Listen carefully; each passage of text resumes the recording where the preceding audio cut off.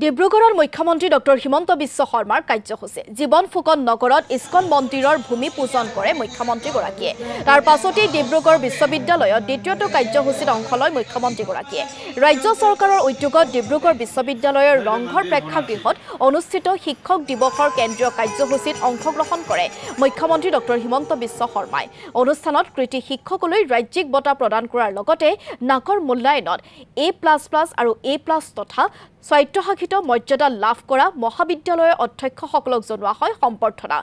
patent লাভ কৰা মহাবিদ্যালয়ৰ শিক্ষকসকলকো এই অনুষ্ঠানতে জনোৱা হয় সম্বৰ্ধনা এই অনুষ্ঠানত মুখ্যমন্ত্ৰীৰ লগতে উপস্থিত থাকে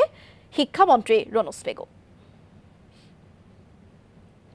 শিক্ষক দিৱসৰ আজিৰ পবিত্ৰ দিনটোত মহান শিক্ষক বিশিষ্ট দাৰ্শনিক তথা ভাৰতবৰ্ষৰ প্ৰাক্তন ৰাষ্ট্ৰপতি ডক্টৰ সৰ্বপল্লী ৰাধাকৃষ্ণনৰ প্ৰতি